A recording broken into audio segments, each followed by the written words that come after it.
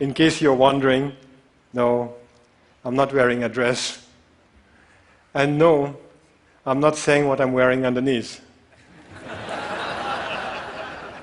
This is a ko. This is my national dress. This is how all men dress in Bhutan. That is how our women dress. Like our women, we men get to wear pretty bright colors. But unlike our women, we get to show off our legs. Our national dress is unique. But this is not the only thing that's unique about my country.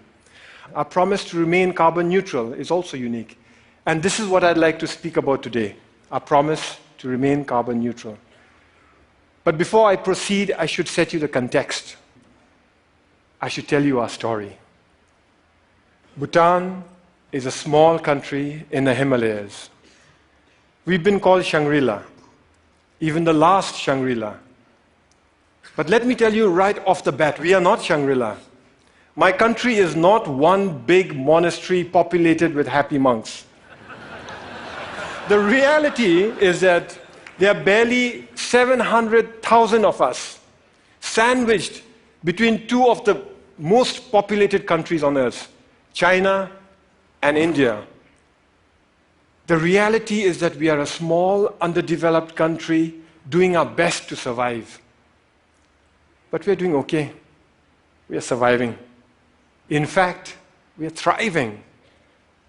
And the reason we are thriving is because we've been blessed with extraordinary kings.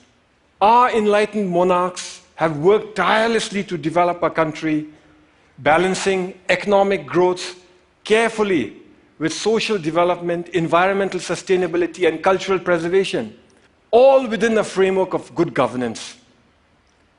We call this holistic approach to development gross national happiness, or GNH. Back in the 1970s, our first king famously pronounced that for Bhutan, gross national happiness is more important than gross national product.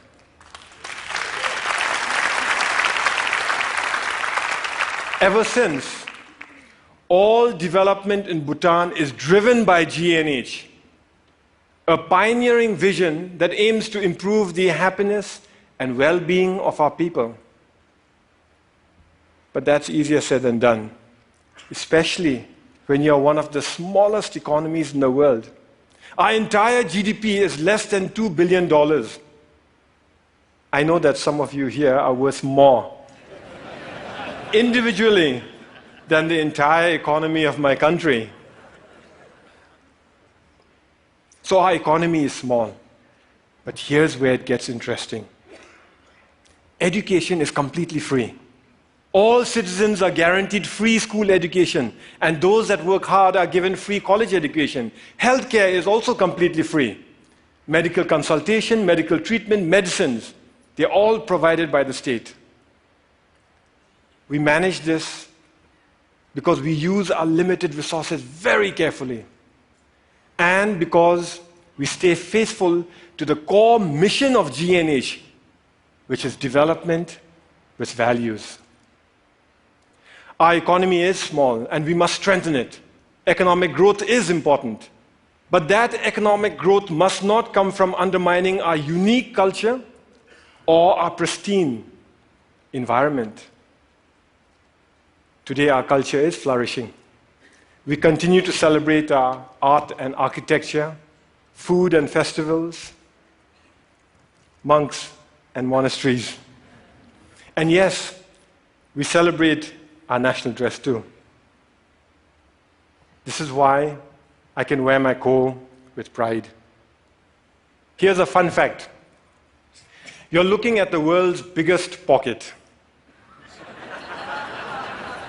It starts here, goes round the back, and comes out from inside here. In this pocket, we store all manner of personal goods, from phones and wallets to iPads, office files, and books.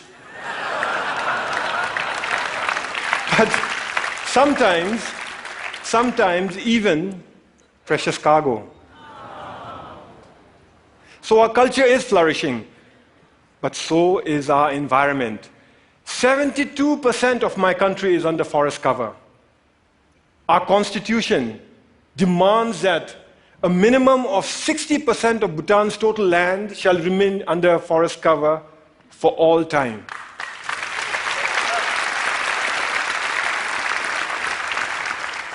Our constitution, this constitution, imposes forest cover on us. Incidentally, our king used this constitution to impose democracy on us. You see, we, the people, didn't want democracy. We didn't ask for it. We didn't demand it. And we certainly didn't fight for it. Instead, our king imposed democracy on us by insisting that he include it in the constitution. But he went further.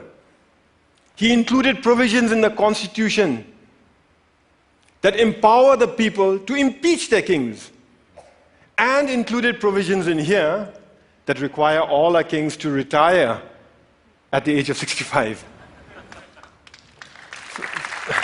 Fact is, we already have a king in retirement. Our previous king, the Great Fourth, retired 10 years ago at the peak of his popularity. He was all of 51 years at that time. So as I was saying, 72% of our country is under forest cover. And all that forest is pristine. That's why we are one of the few remaining global biodiversity hotspots in the world. And that's why we are a carbon neutral country. In a world that is threatened with climate change, we are a carbon neutral country. Turns out it's a big deal. Of the 200 odd countries in the world today, it looks like we are the only one that's carbon neutral. Actually, that's not quite accurate. Bhutan is not carbon neutral. Bhutan is carbon negative. Our entire country generates 2.2 million tons of carbon dioxide. But our forests, they sequester more than 3 times that amount. So we are a net carbon sink for more than 4 million tons of carbon dioxide each year. But that's not all. We export most of the renewable electricity we generate from our fast-flowing rivers.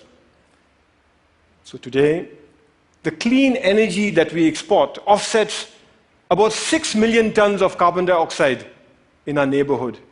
By 2020, we'll be exporting enough electricity to offset 17 million tons of carbon dioxide. And if we were to harness even half our hydropower potential, and that's exactly what we're working at, the clean, green energy that we export would offset something like 50 million tons of carbon dioxide a year. That is more CO2 than what the entire city of New York generates in 1 year.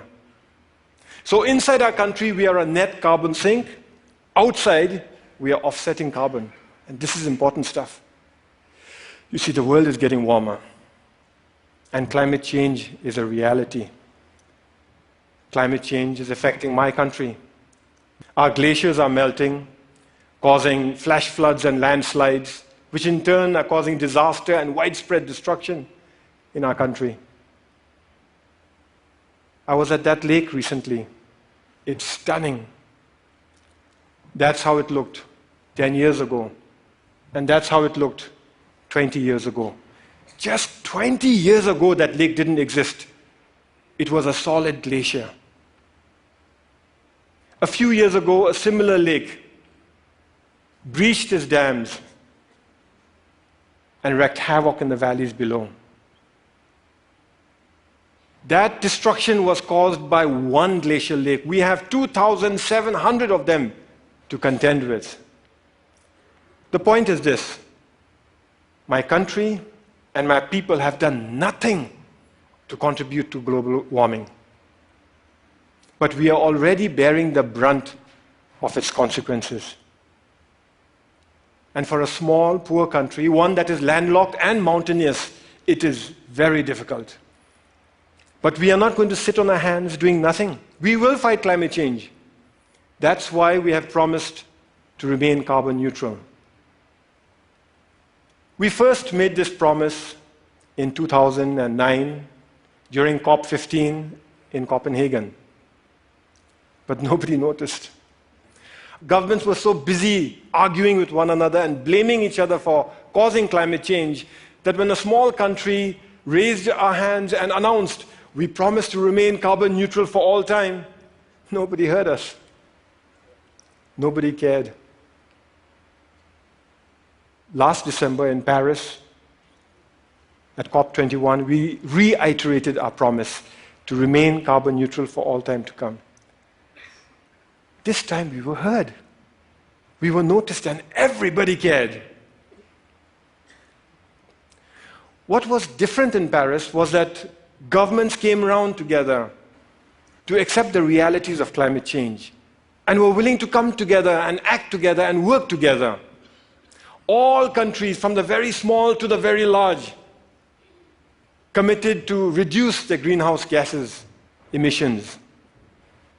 The UN Framework Convention for Climate Change says that if these so-called intended commitments are kept, we'd be closer to containing global warming by 2 degrees Celsius.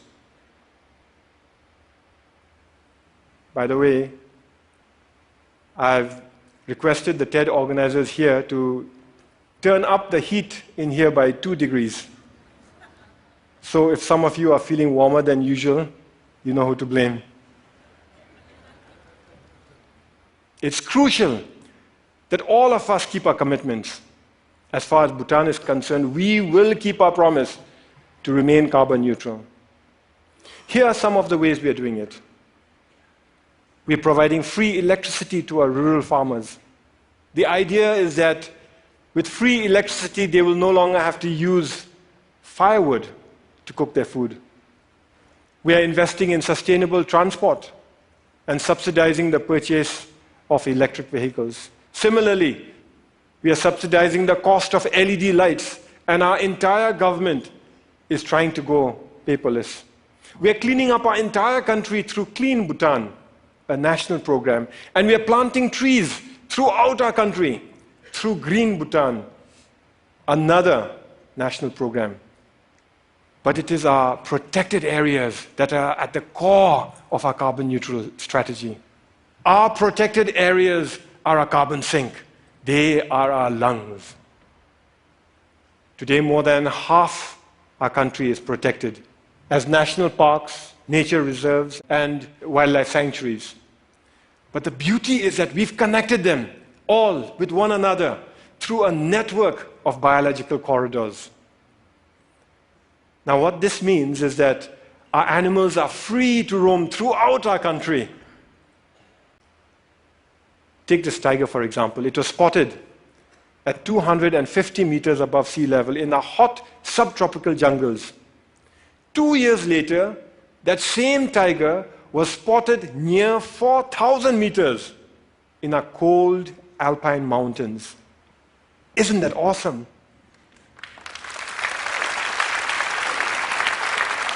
We must keep it that way. We must keep our parks awesome. So every year we set aside resources to prevent poaching, hunting, mining, and pollution in our parks, and resources to help communities who live in those parks manage their forests, adapt to climate change, and lead better lives while continuing to live in harmony with Mother Nature. But that is expensive. Over the next few years, our small economy won't have the resources to cover all the costs that are required to protect our environment. In fact, when we run the numbers, it looks like it'll take us at least 15 years before we can fully finance all our conservation efforts.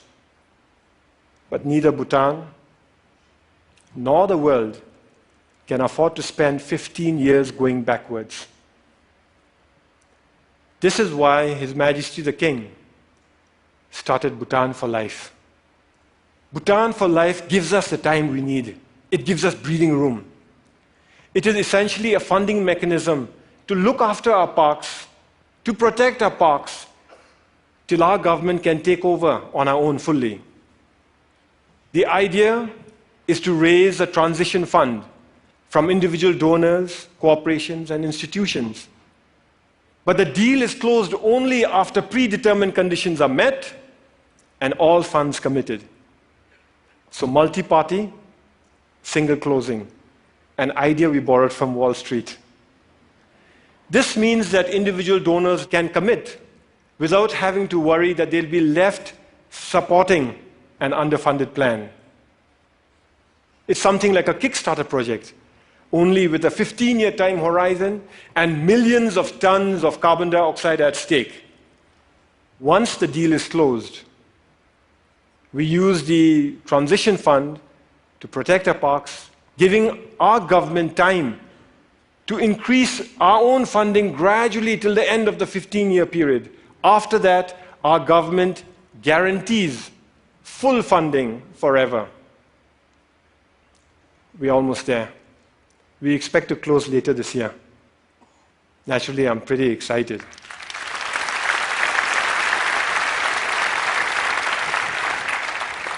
The World Wildlife Fund is our principal partner in this journey.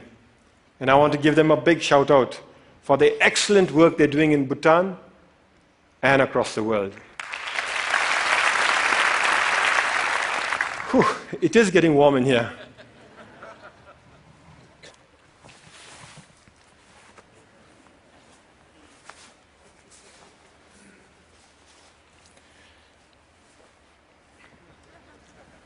I thank you for listening to our story. A story of how we are keeping our promise to remain carbon neutral. A story of how we are keeping our country pristine for ourselves, our children, for your children, and for the world. But we are not here to tell stories, are we? We are here to dream together. So in closing, I'd like to share one more dream that I have.